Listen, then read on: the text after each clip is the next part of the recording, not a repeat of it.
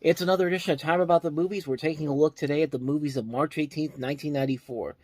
We got 6 movies to look at today. Another week with some notable movies to talk about. So let's get right to it. Let's start off with the biggest new release of the weekend, the end to what I think is one of the great comedy trilogies of all time, maybe one of the great trilogies of all time, and that is Naked Gun 33 and a Third, The Final Insult.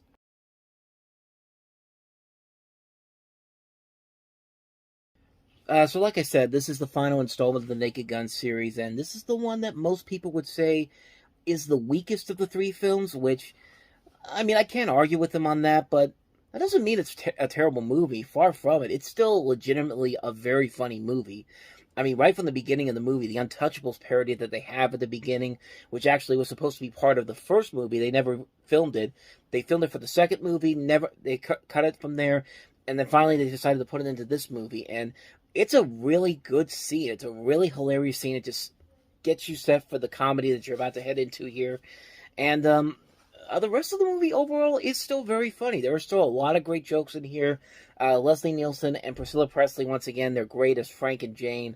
I mean, Leslie Nielsen he owns this character. It's going to be hard to top this performance if when they're going to do this remake that they're supposedly doing now with Liam Neeson and the role there, which Liam Neeson can be very funny, but he's got big shoes to fill though, because really Leslie Nielsen is just too hard to top in this and in these movies. And like I said before, it is still very funny, and it's still funny even with a different director. This is the first time that they brought in an outside person to direct this film.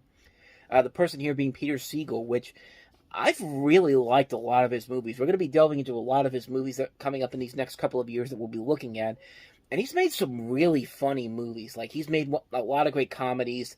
One of my favorite movies of all time, Tommy Boy, he made. He also did criminally underrated films like My Fellow Americans. He did a couple of the best Adam Sandler movies, 50 First Dates, Anger Management, The Longest Yard. He did Nutty Professor to the Clumps, Get Smart, Grudge Match.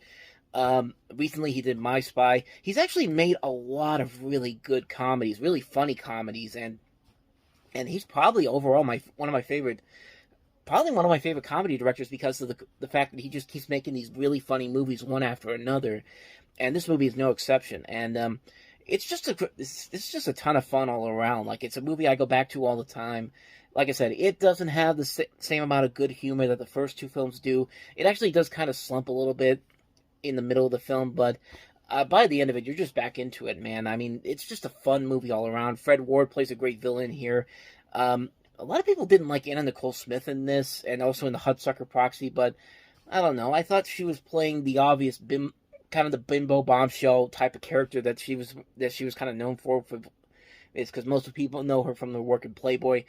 They're not asking her to really act all that much. In fact, it's funny because, like, on specifically for the commentary for this movie, I remember Peter Siegel talking about how Anna Nicole Smith actually had to look at various things to actually get a reaction. Like, I think it was the scene where Frank goes to the clinic and he talks about how whenever she was on screen, she actually had to look at a couple things like a tennis ball, and then on one other side something else. I can't remember what it was because it's been a long time since I listened to it, but I mean, she does what she has to do here. And you got Kathleen Freeman in here, which is a great actor, great character actress all around. And they even brought back Pap Smear from the first Naked Gun movie, which is very interesting. I didn't think they'd find a way to bring him in there, but yeah, like I said, there's good funny moments in here. Not as many as the first 2 movies, but it's still a wonderfully funny film. Just a solid end to what I think is one of the great comedy trilogies. I can go back and watch these movies any single time, and I will never get bored by them. They're just great movies all around. I love them. I can't get enough of them. Need I say more? Naked Gun 33 and a Third. A good end to a really good trilogy of films. And, yeah, they're just great films all around. So that's that movie. Let's move on to the next movie, and that is Thora Birch starring in Monkey Trouble.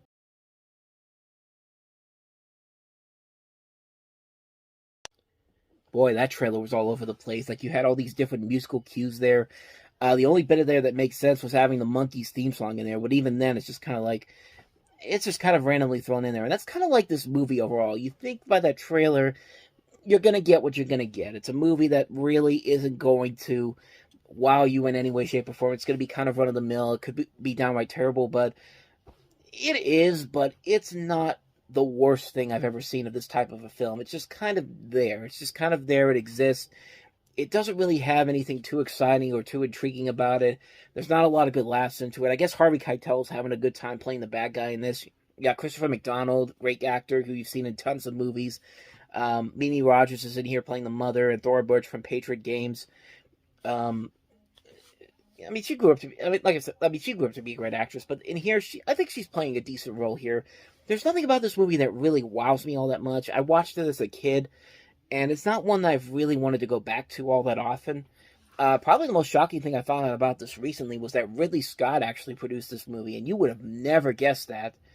But his name is attached to it. He's one of the producers on it, and if that's probably the most memorable thing about this movie, then really there's not really a whole lot there to really talk about. But I remember watching it as a kid, thought it was all right. I've never had the interest to go back and watch it again. So that's Monkey Trouble. So let's go ahead and move on to the next movie, and that is Jamie Lee Curtis in Mother's Boys.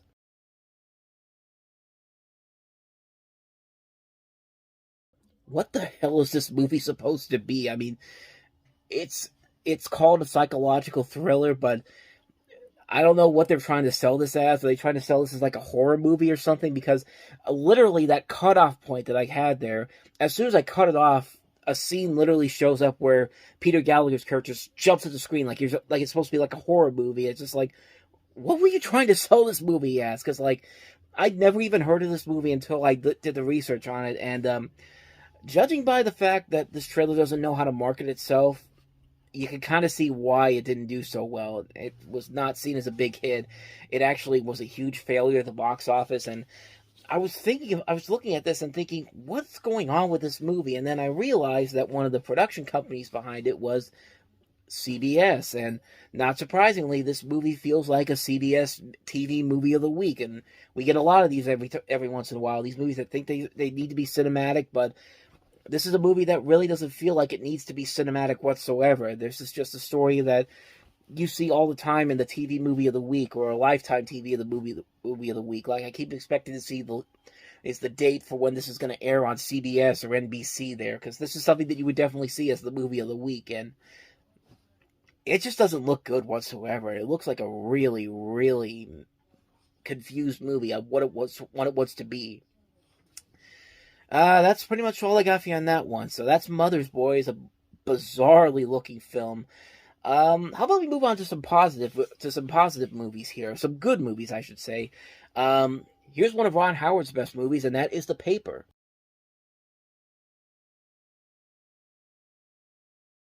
So kind of like with the Hudsucker Proxy last week, this is probably one of Ron Howard's most underrated movies, if not his most underrated movie, because this is a brilliantly made film. You're basically following the day in the life of this newspaper editor played by Michael Keaton, and he gets caught up in the story about the murder of these businessmen who, and as a reporter, he finds this evidence suggesting that there's a police cover-up of the evidence of the suspect's innocence, and he tries to rush the story out here to try to clear their names, but the whole thing is that they want to get this out quickly, and and Glenn Close's idea is that you have to be right. Yes, you could be wrong today and be right again tomorrow, and it's kind of an interesting take on the newspaper world. I mean, this is a movie that really, like, long before Spotlight became what it became, like Spotlight eventually won Best Picture, which is a really good movie, but this is what I think of when I think of a really good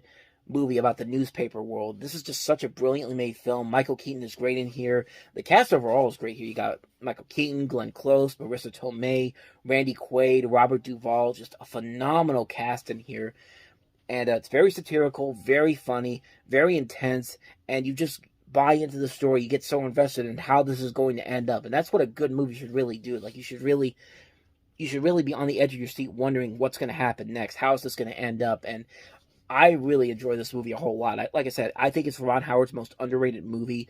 Um, Actually, one of his underrated movies, because another one of his because I think his most underrated movie is Ed TV, but that won't come out for another 5 years. But I really enjoy this movie a whole lot. I think this is a fantastic film. If you haven't seen The Paper, definitely check it out. It's definitely one of the best movies from 1994. So With that said, let's move on to the next movie, and that is Roman Polanski's Bitter Moon.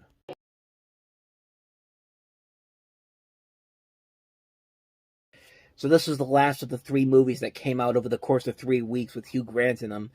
You also got Peter Coyote, Emmanuel Siegner, and also Kristen Scott Thomas. And mostly this movie doesn't really feel like it's doing anything different than other movies compared to this, like other movies with a similar premise to this. But I mean, I don't think it's that terrible of a movie. I just don't think it's something that's really like amazing, amazing. I just think it's a showcase for these really good actors to show that they could work on something like this and actually make it work out in the end. That's just my thinking of it. I saw it once a couple years ago, and it didn't really leave much of a lasting impact, even with a score by Ben Gallows, who also did who's best known for Chariots of Fire. I just thought it was just okay of a score. I thought the movie it's basically a sum up of everything about the movie itself. It's just an okay film. I think the performances make it worth watching. I think it's an interesting concept for some of these characters, but other than that, though, it's nothing really all that interesting or exciting. It's definitely the lesser of the three films that Hugh Grant was in at this time period, and it was sitting on a shelf for a couple of years, so that probably really doesn't tell you that anything good comes out of this, but I don't know. I thought it was alright for a one-time viewing. It doesn't really hold up on repeat viewings, honestly. It's one of those movies that's just kind of like, it's there, but, compared to some of what Roman Polanski did in his later career as a director, I've seen much worse from him, so that's Bitter Moon. Let's move on to the last movie here, and I'm going to get this title right here, because I think I got it wrong the last time I talked about it. The last movie that we have here is The Wonderful Horrible Life of Leni Riefenstahl.